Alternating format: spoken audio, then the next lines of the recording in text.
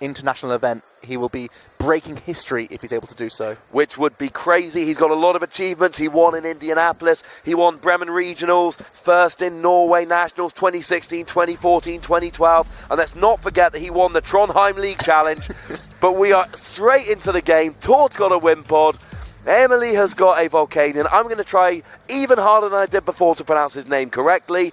And it looks like Tord has won the flip here. It looks like he has won the flip, and he's also got one of his 3 Bridget in his opening hand. So often we have said, or the pilots of this list have said, I get Bridget, I typically win. If I don't get Bridget, I typically lose. Or at least that is definitely the conditions that roll on that lead to losses. So he's got the first step already there. Bridget, the very first action of his turn. And it's absolutely crucial. And there's a big difference between starting Bridget and playing a Tapu Lele, leaving it on your bench having played a Bridget. I talked to Benjamin Martinson earlier today, and he worked with Tord on this list, and he said the exact same thing.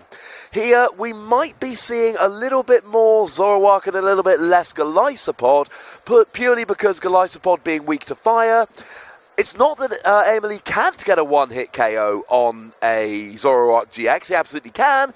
It just uses a whole bunch of steam-ups in order to do so. It's much more difficult, and that's reflected in Tord grabbing 2 Zorua and a Tapu Koko. Definitely the best options he can go for here. Again, Wimpod has that Wimp Out ability, so he can freely move between this Pokemon and anything else he chooses to put into the active position. If these two faces look familiar, that is because we've actually had them already competing in this tournament together, and they actually ended up in a tie the last time these two faced off. And we'll see if, with a little bit more time on the clock, now that we are in Top Cut, maybe we'll see a winner emerge, because we actually need one. I was going to say, there is no maybe, Joe. We will see a winner. They cannot both go into top 4. We are going to have a winner. We've got a little bit more time, and we've even got, there's no such thing as a tie when you get to the knockout rounds. We've got extra rules that determine exactly who wins. We'll get into them if the need arises, although with 75 minutes, it rarely does, which makes me very happy indeed. Now, does Tord actually have an energy? It looks like he's got a rainbow energy in hand, if I saw that correctly. Just a grass energy, I think. And an enhanced hammer. I saw the little flashes on the enhanced hammer.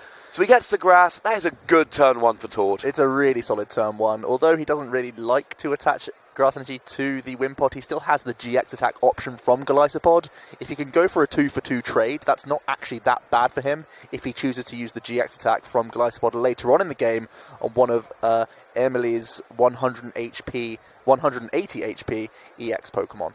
Yeah, that is what he's going to need. I mean, Tord's going to be very difficult. It's going to be very difficult for him to get one-hit KOs. Eemeli here is not in the same position. He just needs steam up. He just needs energy. If he gets set up, I've got to think he is the favourite in this particular matchup. Tord's going to be hitting 150 with a choice band on his Zoroark, assuming he's got a full bench, and Tord's playing a whole bunch of Acerola, and he's playing Puzzle of Time. That's irrelevant if you're getting one-hit KO'd. And when you see something like a Turtonator GX, free energy 160, 2 steam-ups, and then it becomes 220, and then those Acerolas are irrelevant. Zoroark GX is being KO'd.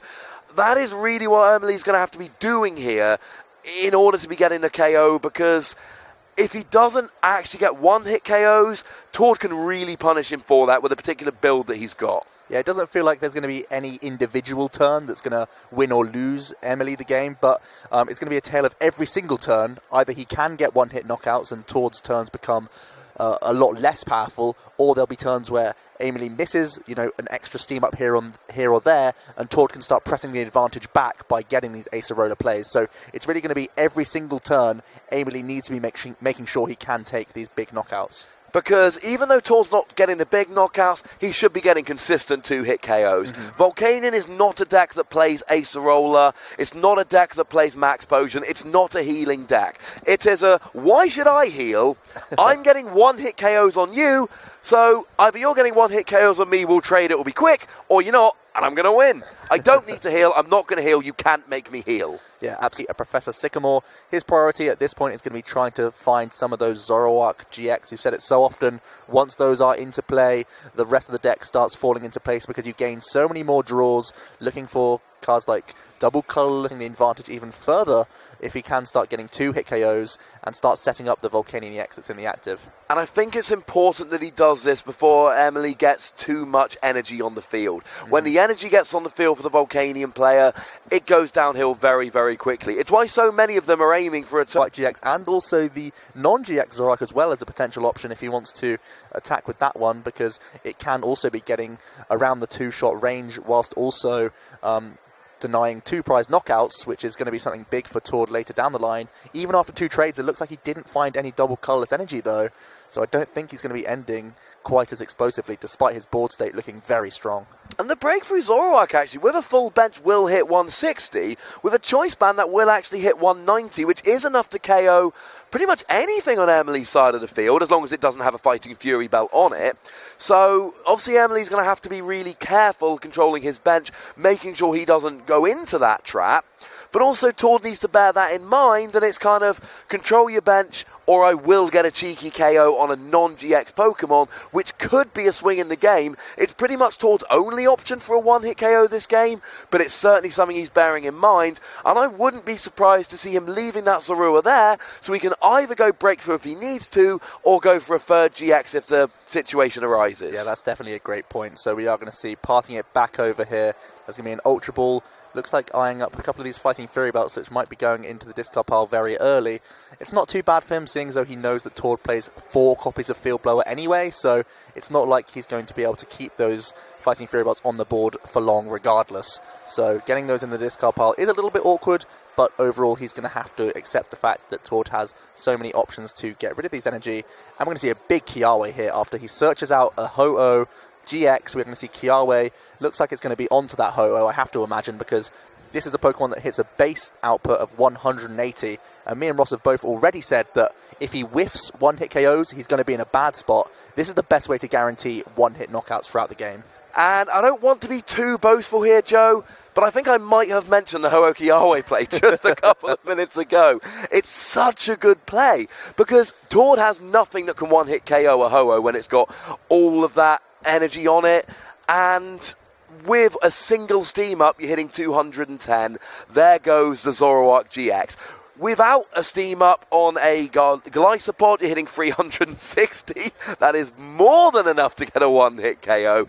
It becomes a great attack. And now there is that requirement that you must wait a turn to attack again with a Ho-Oh. But with stuff like Guzma all over the place, we've got plenty of options. Let's not worry about that until we come to it. I think that Kiawe play was absolutely great, and like I said, Tord needs to get the damage on the board before Eemeli gets all of this energy on. Well, now the clock just got a little bit shorter. Absolutely. So he actually opted to evolve into the non-GX Zoroark straight away before any of the trades started to take place. Then we see the first trade from Tord getting rid of the Acerola. He's definitely looking for double colourless energy again.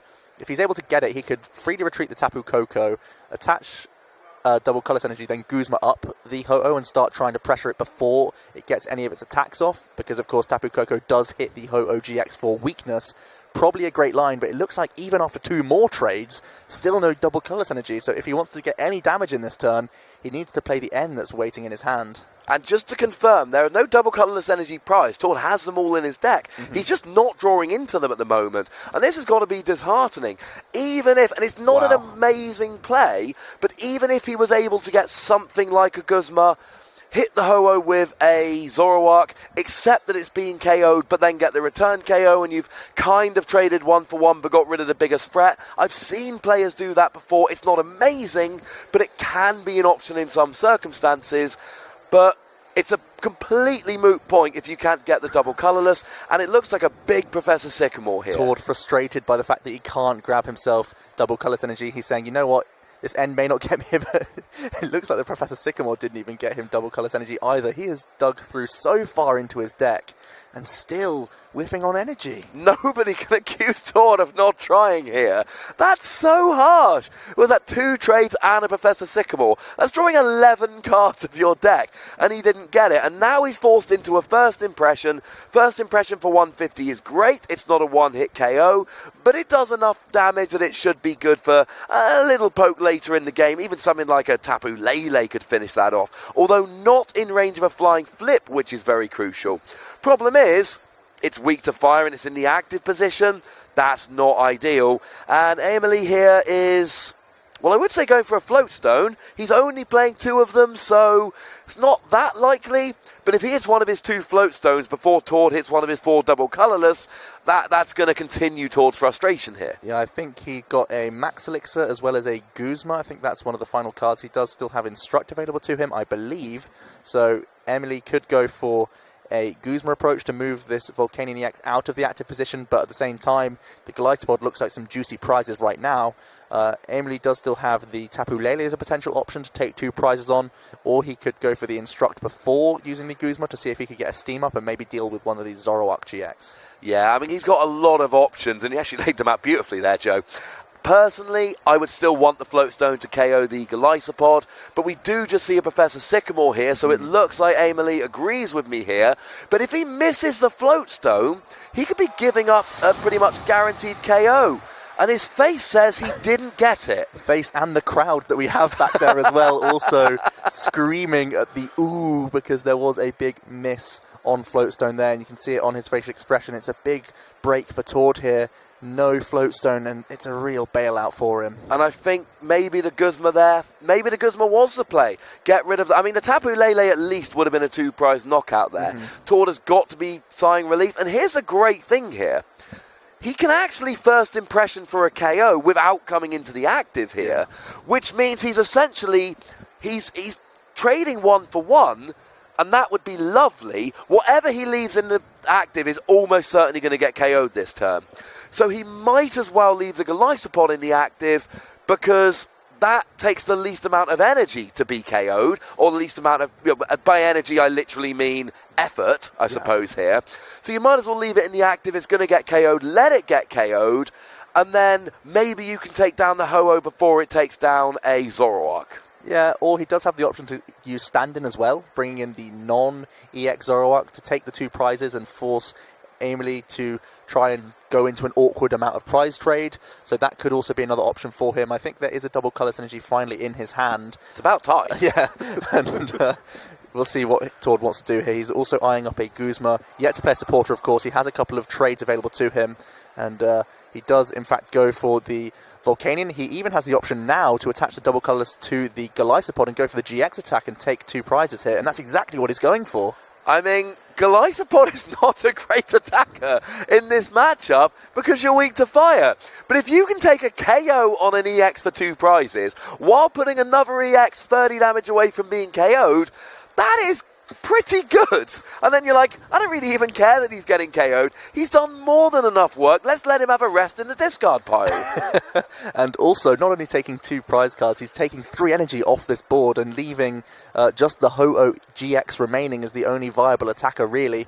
We know there are some Max Elixirs, and Volcanion's no stranger to getting a bunch of energy back on the board, but even still, Tord is really taking the board presence back in his favour here. And it's such a good play here. I love what he's doing. I think he's probably going to conserve the non-GX Zoroark. I think that's going to sit on the bench, because if Eemeli ever accidentally puts down a 5th bench Pokemon, that really opens up the door for Tord to get a 2-prize knockout of a single-prize Pokemon, which is so punishing in a game like this.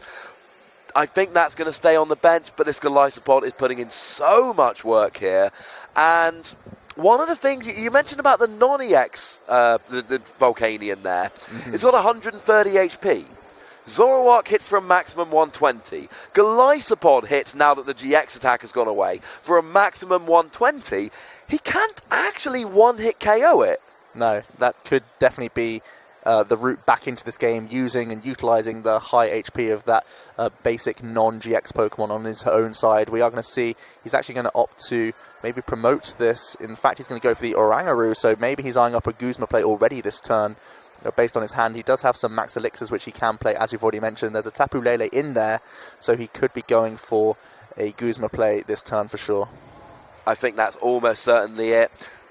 I think if he's leaving the Oranguru in the active, that's probably going to go quite badly.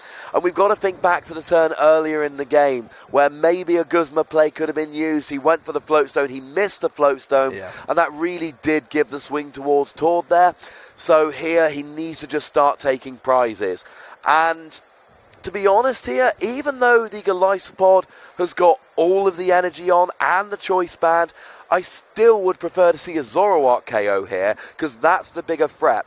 Zoroark needs a steam up to be KO'd. Golisopod would get KO'd by just a free energy Volcanion EX with no steam ups. You can leave that till later. And as we say that, there is a Turtonator on the bench, so Tord has got to be thinking now, double colourless energy choice band. He needs a field blower. He's playing 4 of them. Yeah, and he can dig so far into his deck with those trades. That is one of the big things we keep seeing with this archetype. So the first max elixir does hit for the Turtonator GX. That's starting to get powered up. That's really important, especially because it looks like there's going to be a Guzma being played this turn.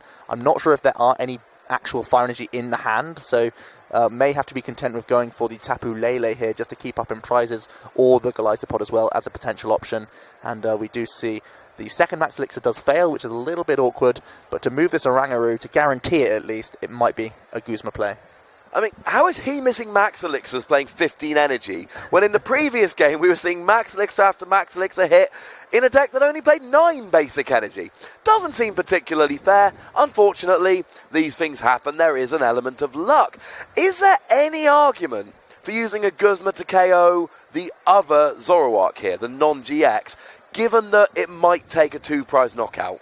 Potentially, but I think just because Tord will likely use the Tapu Koko anyway, seeing as though it's also a really efficient 1-energy attacker against the Ho-Oh GX specifically, it's likely that naturally there's going to be the 7-prize game presented via the Tapu Koko, that the Zoroark anyway could end up being a liability regardless. So I think taking the 2 prizes, keeping up in the race is going to be the most important thing right now. And let's not forget, if he flying flips twice, not only will he KO the Ho-Oh, he will also KO that bench Volcanion that's got 30 HP remaining, and 4 prizes is better than 2. I did some maths to work it out, and it checked out. And we know, even though there is only 1 copy of Tapu Koko, 2 flying flips will win Tord the game. He still has all of his puzzles of time remaining, so he can simply do 1 flying flip with a choice band, does 100 damage to the active Ho-Oh, and most importantly 20 to the already heavily damaged Volcanion EX. And if he's able to then repeat the combo and go for once again a choice band, double colourless, and recover the Tapu Koko itself, he could also, actually he would also need a field blower, then he would be able to get this clean 4 prizes over 2 turns. I mean, good news, he's got a Mallow, and with trade he's guaranteeing 2 cards. He's got the double colourless energy in his hand. He's actually going choice band field blower, so yeah, this is pretty much what's happening here. But also, I think I can see double puzzle of time in his hand, which means, and I doubt he'll use it this turn, why would he? He doesn't need it. But next turn, like you say, let's recover the Tapu Koko, double colourless energy, choice band, and that is literally the game. That is all 4 prizes remaining. And Eemeli here, he can KO the Tapu Koko for a single prize, but then Tord recovers it and actually wins by 3 full prizes. Yeah, Tord is really manipulating this game perfectly. We are going to see this Mallow. What's great as well is his deck is really thin right now, and he's going to also be able to mill 2 really bad cards that are currently in his giant hand. So even when he is going to get hit with N, he'll have more trades to get back into this combination. So Tord once again going to use that Mallow, gets the field blow, which he instantly plays. We are actually going to see the stand-in from Zoroark with the choice band, so not going for the Tapu Koko approach. Maybe it's a little bit clutching of straws, maybe it requires too much. But with the choice band, this is actually going to get a knockout because there's a full bench from Eemeli.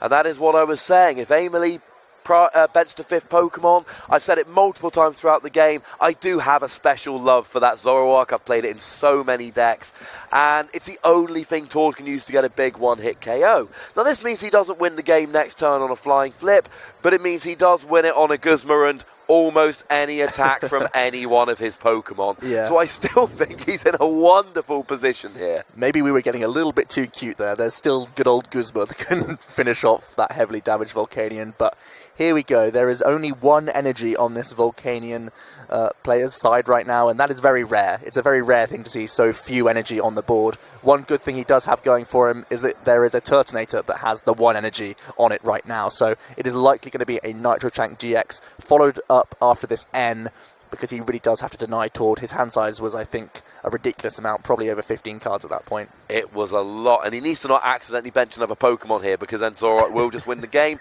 Although I'm going to have to correct you, Joe. We weren't getting too cute. I was on the Zoroark train the second it left the station. But I think here for Tord, you know, he's got those trades. We've been talking all weekend about trade. He's not actually being end to 2 here. He's basically being end to 6. And this is going to be it. Eemeli actually only getting 4 for himself. He does have 1 manual attachment on top of this Nitro Tank. He also gets himself a Field Blower as well, which could be helpful, keeping things out of range a little bit. And he is going to remove that Choice Band while he can. And this is going to be a big Nitro Tank trying to recover his board state with lots of energy here, but he's in a really bad spot. And the most annoying thing for Eemeli here has got to be, what does he really Nitro Tank onto? The Volcanion with 30 damage remaining? It's sort of, I feel like it's going to have to be the non-EX Volcanion, maybe even the Oranguru as well, looking to pick up prizes elsewhere, but even onto the Turtonator, but instead he's going to go for the Shell Trap here. That's interesting. Of course, the maths works out. If Zoroark attacks, it will take 8 damage counters and be KO'd, but I think, there we go. There's the Guzma. KOs. Just to follow it through, Coco in the active, Coco retreats, Zoroark goes in and takes the KO. Tord takes game 1, and we are now just 1 game away from finally putting a Norwegian into the top 4 of the International Championships at the 4th attempt. But of course, Eemeli didn't get his deck doing what it really needed to do that game. I think the way you put it, Joe, was absolutely perfect. Tord manipulated that game. He was in a position where he could. He took advantage of his opportunities. He played it perfectly, and he really did put himself in a position to win. Eemeli, this game, all it's going to take is an early Kiawe, maybe on turn 1 because he's going first, couple of max elixirs to hit, setting up 3 attackers, couple of steam ups, and we could see, you know, a free 4-turn win here. Absolutely, but we have to bear in mind that Eemeli didn't have his ideal setup. There was the turn 1 where he was going second and he wasn't able to float stone the Volcanion EX to get Power Heater. That's the main way that you are able to get multiple energies on the board whilst also getting early damage into play. But even at the second turn of asking, he wasn't able to move his Volcanion EX as well. So he really missed a couple of important turns of getting damage on the board. Even though he was getting energy on the field, Tord was being proactive and dealing with those attackers before they got any value. And you've got a question here, because in the previous game, Eemeli went a little bit aggressive. He went, right, I'm pretty sure I'm going to get the float stone, play the Sycamore, I missed the float stone, missed the KO, this is going very badly. Does that make him play a little bit more conservative in the second game? Does he remember that he missed that and go, next time, I'm going to play the Guzma, it's not the exact KO I wanted, but I'd rather get a suboptimal KO than no KO at all? Or does he just carry on playing like he does? We've not seen him playing in top 8 before on a big stage. We don't really know how he's going to react, but that's something we've got to bear in mind with players. When they take that kind of risk and it doesn't pay off, do they remain a little bit gung-ho, or do they rein it in and play slightly more conservatively in the future? It's definitely going to be playing on his mind, but he has to put that to one side. He has a lot of time left on the clock. He has 2 games to try and bring this back. He's going first, so that's 1 extra turn. Tord has to wait to start evolving his Pokemon, so it's way more likely that Eemeli is going to be pushing the advantage, taking early prizes with Power Heater. We know how incredibly strong it is at dealing with these lower HP Pokemon. Taking some of these 1 prizes off the board early on could be the key to victory in the second game. I agree with that one entirely. Couple cheeky early prizes, couple steam ups and big KOs in the mid to late game, and that will be all she wrote. Now we do see a mulligan there. It wasn't actually a terrible hand. No, if there was a basic Pokemon in there, especially if it was a non-EX Volcanion, that would be ideal. But, that would be a great start. Unfortunately, you're not allowed to choose those, and he's going to have to shuffle it in. And Tord, provided, he has some basic Pokemon, so he's going to get a little bit of advantage. This is what happens when one player can't get a basic Pokemon in their starting hand, there is going to be one extra draw for the opponent, almost as an apology to say, sorry, I'm wasting your time here. And annoyingly, that's exactly how I would have phrased it, so I have nothing to add on the whole Mulligan debate. So cheers for that one, Joe. I mean, here, it's all about the start of Eemeli. Tord is probably going to do very similar to what he did last game. One of the things I really liked about the previous game with Tord is, he's got a Ho-Oh. It doesn't have a key. He's got a Ho-Oh and a Volcanion, but he doesn't have a Kiawe. I like the way he went, you know what? I know I'm not supposed to use Golisopod. I know it's weak to fire, and I know you're going to punish me, but if I can get enough damage on the board and the KO, it doesn't actually matter. But we are going, and it looks like we've got, well, like I said, a Volcanion. Volcanion EX once again in the active position. It looks like it's going to be a Professor Sycamore getting rid of a couple of fire energy. Losing the enhanced hammer is a little bit frustrating, seeing as though how Tord is so reliant on double colourless energy. Also a Guzma hitting the discard pile as well, but it's no bad thing to have a few fires in there. He's definitely going to be able to cash in on those later on in the game. And straight away into a Max Elixir, that hits. Yeah, Max Elixir is lovely. It also hits another Max Elixir, incidentally, but you cannot stack them. That would be a cool effect if you could. If you hit a Max Elixir while playing a Max Elixir, play that one as well. Might be a little bit silly. Now, to fire in the discard is great because, of course, the non-EX Volcanion's Power Heater needs them in the discard.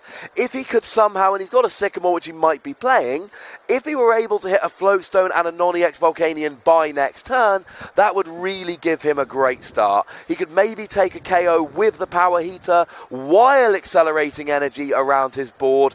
And if he's taking a couple of prizes while building up his big Pokemon on the bench, I think we would then see a very different game to the one that we saw in game one. Yeah, definitely a different game. But Tord, guess what? He started with one of his 3 Bridgets, so he can also, it's a big sigh of relief for him, and he's also going to be able to look at his prizes. Nothing too awkward for him. Both players actually pretty reasonable prizes overall, so Tord is going to be able to build up his bench as well. Again, most likely the Tapu Koko in combination with a couple of these Zoruas, and that's exactly what he's going to go for here. As he sets up his board, that's pretty much all he can ask for on the first turn. It doesn't look like he has any energy in turn 1, and even if he had any, I don't think it would be that reasonable to play it unless he was, for example, retreating Zorua to try and protect it. No, because even something like a Guzma could then KO the benched one, and then he loses all that energy. I mean, I am considering whether Tord might want to Wimpod at some point. Let's not forget that it was the GX attack combined with the Choice Band, a Crossing Cut GX, that did get a one-hit KO on a Volcanion. If Eemeli doesn't bench 5 Pokemon, the only way of getting a one-hit KO is against a Tapu Lele or a Volcanion EX with a Crossing Cut GX Choice Band.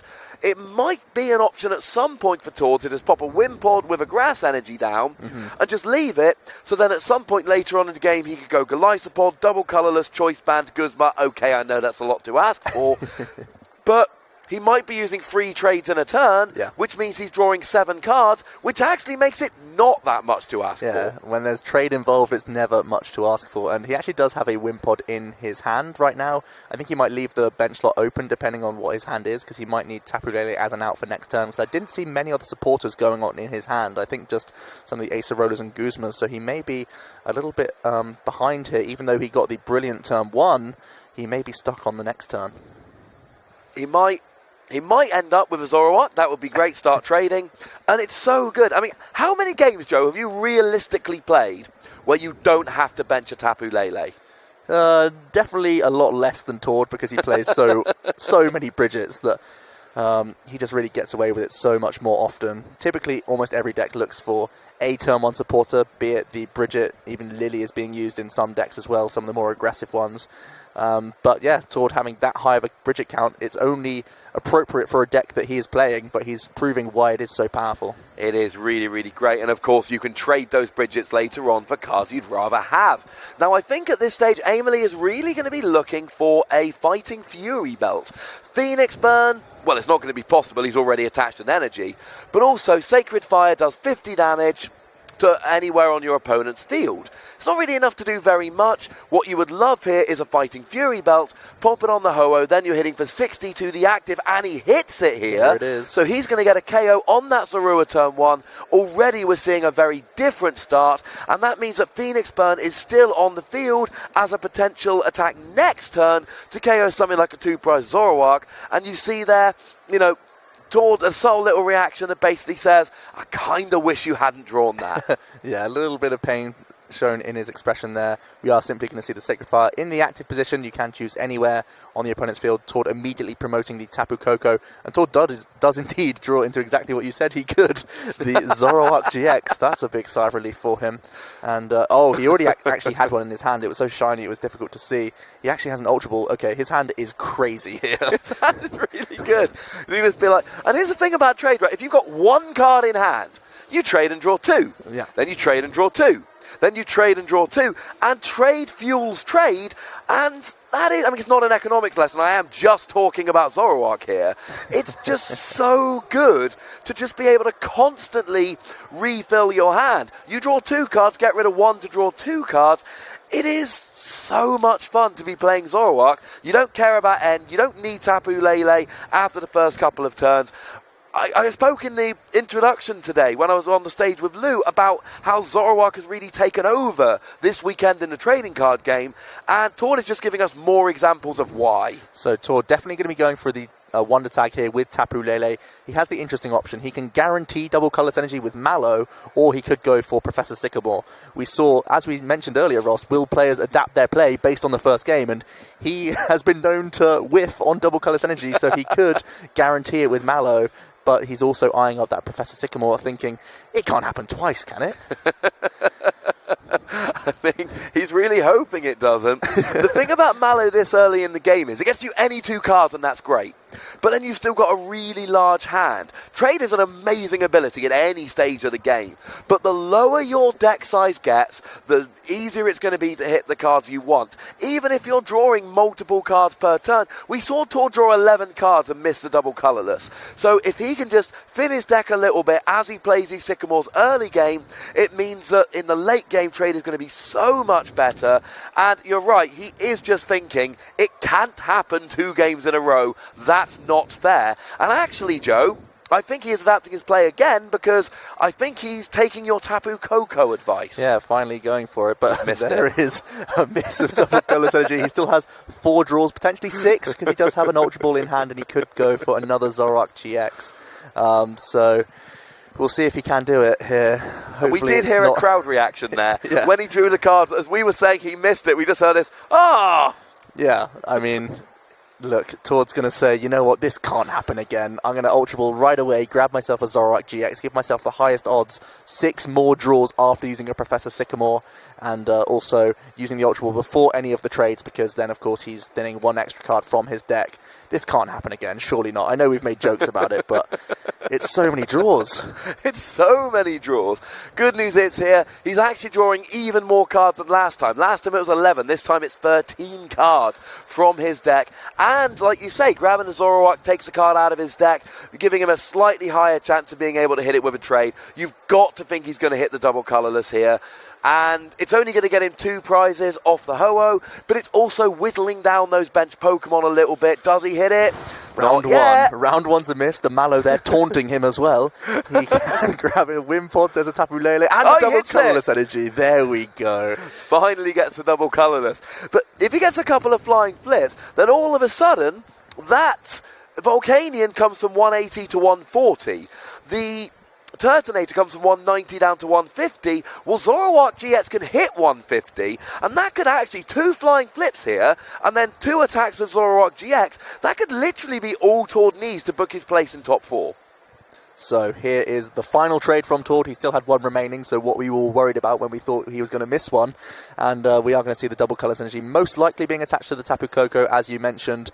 That Eemeli, there's some showmanship. He's saying, oh wow, you actually hit that double Colorless Energy. What were the odds with 13 cards that you drew?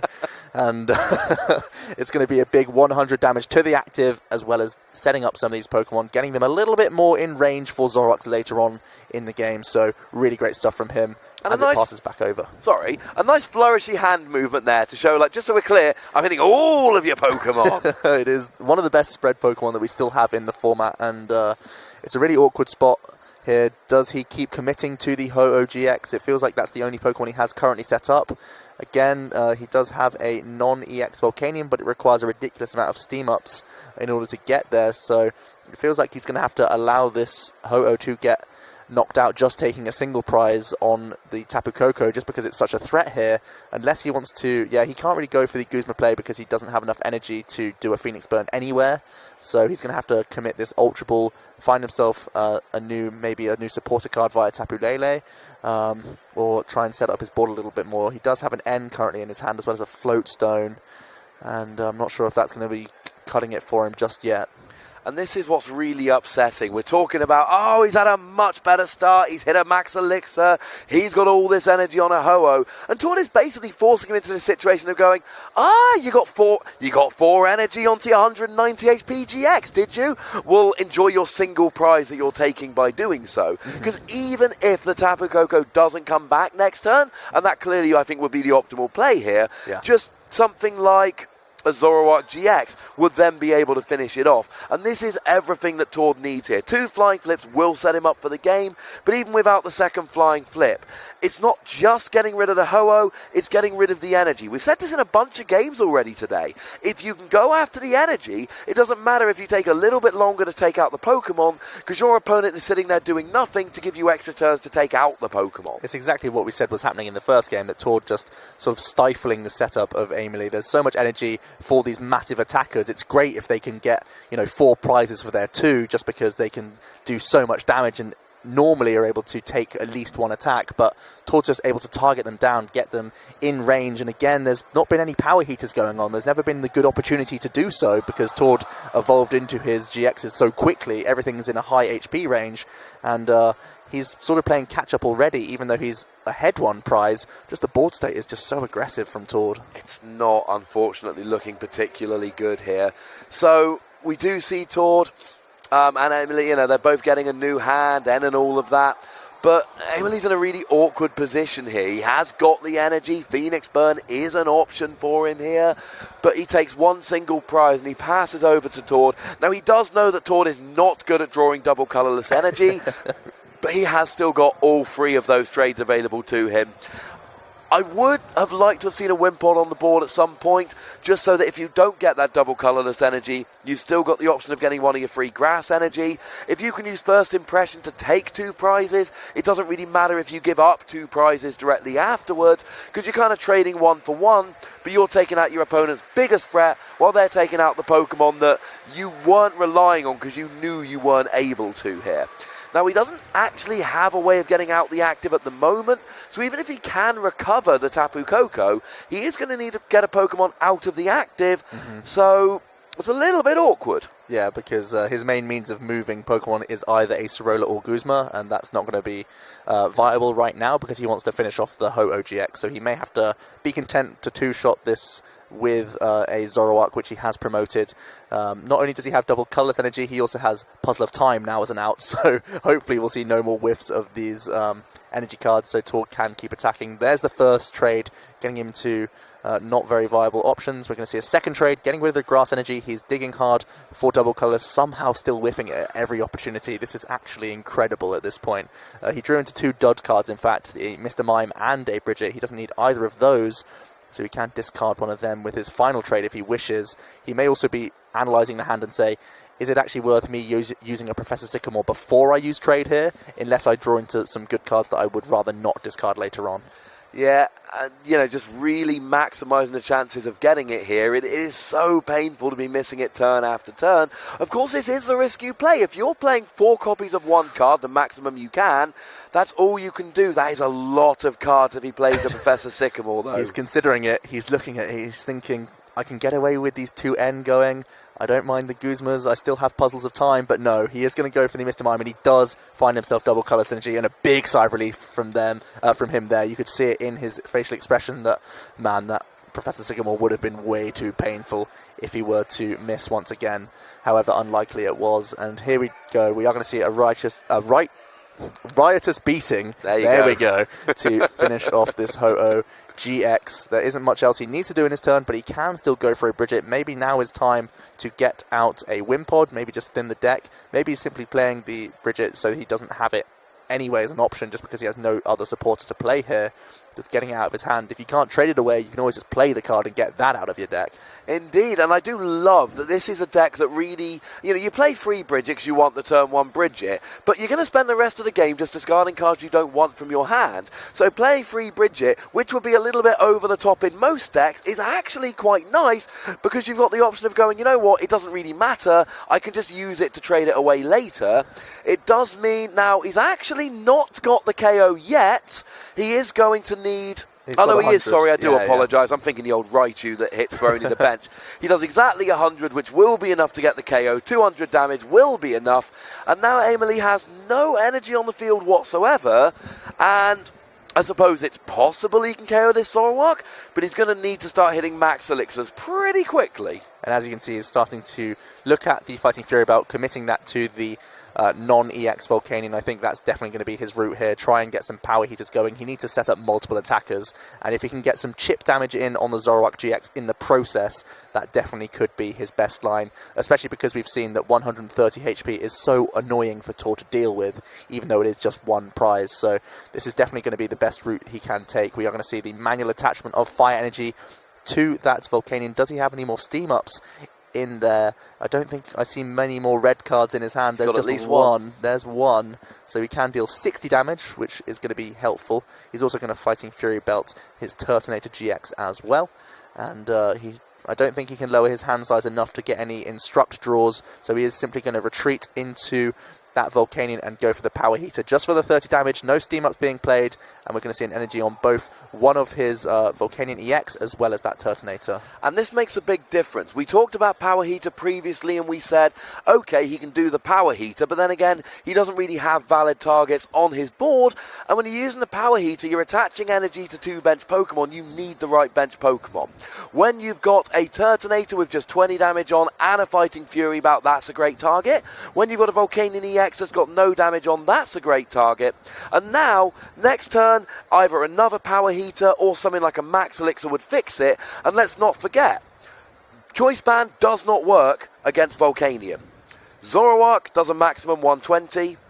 Golisopod does a maximum 120, irrelevant because it's not even on the field. The only real attacker he's got here is Zoroark. So that Volcanion, even if one of his 4 field blowers comes down, Tor is not getting a one-hit KO on that Zoroark. That is crucial. It means that Eemeli should be able to get another Power Heater off and then really have multiple attackers. He's only got 4 prizes left. So if he's got 2 attackers, 2 big KOs, he wins. That's very true. And Tord looking through his discard pile now because I think he has simply traded into a second Puzzle of Time finally, so he has the option to recycle some of these cards. And I think most likely his hand size is so ridiculous he can definitely go for a Guzma play if he wishes to move the Zoroark out of the active to make sure, as you said, there's no point in him trying to hit this non-EX Volcanion. He wants to take 2 prizes every single turn.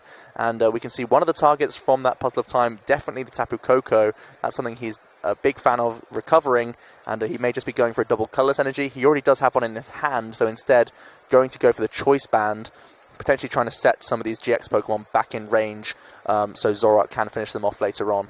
And I like this a lot. I think going for a Flying Flip here would be a really good play. It brings Volcanion down into range for Zoroark. It brings both the Volcanion EX and the Turtonator GX on the board down into range of Zoroark with a Choice Band.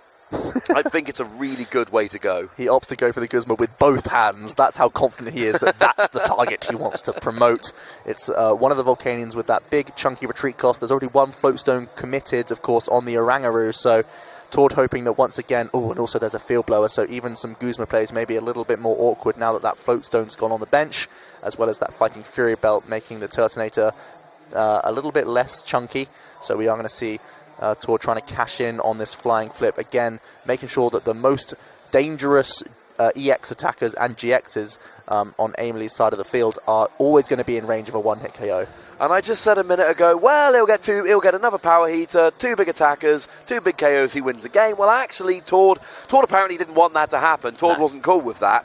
But now what we see is Tord actually going, look, I know I can't get big one-hit KOs, but I know that you play no healing. And by now, you've got to think Tord probably knows he only plays 2 Floatstone, but he's got the other one already. Other one already in his hand, even though it is a low hand size. He also has a couple of Fire Energy to play with. We're going to see a Field Blower in response, trying to get rid of that Choice Band that was recovered by the puzzles. So both players identifying how important it is to have that to fix some damage. And with these Fire Energy, are we going to see some manual attachments to some Pokemon, or are we going to see some Steam Ups trying to deal with this Tapu Koko?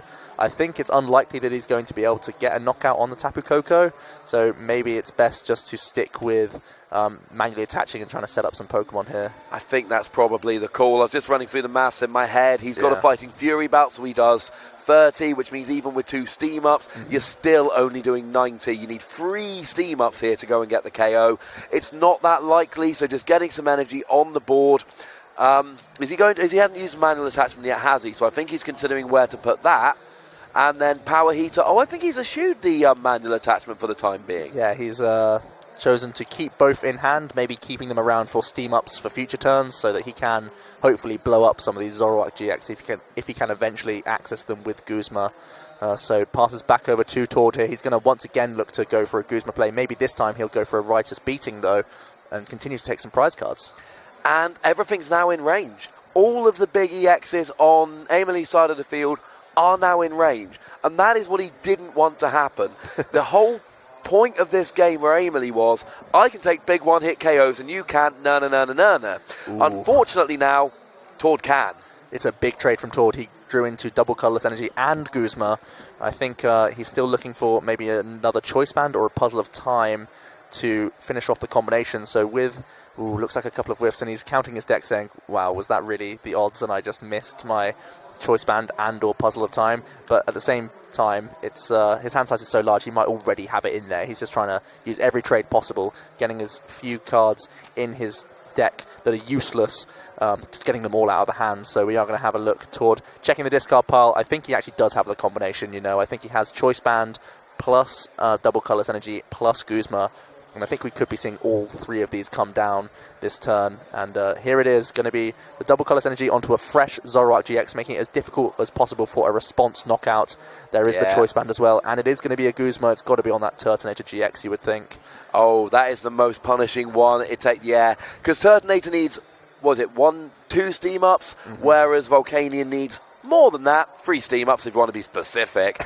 And he's getting the KO here. More importantly, he's going down to 2 prizes. Yep. Even though that Volcanion, the non-EX, was in range, Tord would still need to KO either 2 GXs or a GX plus the Oranguru. It's not the way he wants to go. Tord is basically now a Guzma away from winning the game, although he might need a second Choice Band if a Field Blower comes down. And you know what? He's still got those free trades. It's possible that Eemeli can KO this Zoroark. Even if he does, Tord's got another one waiting in the wings. Next turn, a Guzma Choice Band will win Tord the game. So we are going to see 2 Steam Ups here, trying to take away this Zoroark, because not only does it take away 2 prizes and keeps Eemeli in the race, it's also going to get rid of the Choice Band, which is one of the pieces that he does have to remove if he wants to remain in this game. So it's going to be a big N here. 4 cards for himself, 2 for Tord. He also does have potentially some Instructs available to him to get him even more cards. He does still have the Power Heater option available to him if he does whiff the knockout, and maybe that's going to be what he settles for, but let's see what he can get off of these 4 cards. I mean, even just a retreating into a Power Heater would be all right. The thing is, Tord is going to win the game next turn with a Choice Band Guzma. There's nothing Eemeli can do to stop that, not with the cards he's playing and with his particular deck list. There's nothing he can do. But if he doesn't take a GX KO this turn, then Tord's got 2 turns to hit the Guzma Choice Band combo. And that just makes it so much easier for him. And I think with the amount of deck that Tord has remaining, he could simply trade almost every card over the course of 2 turns and make sure that he gets every resource and guarantees himself the win. So we are going to see a Max Elixir now. He does hit it, so he has the option to attach this elsewhere on his board. And he's also going to just take a look at every 6 here. And that's also going to go on to the non-EX Volcanion with 2 steam ups so far. That's dealing 170 damage, it looks like, if he does opt to go for the second attack. But he may just be doing this in order to retreat it on a future turn after still going for a power heater here.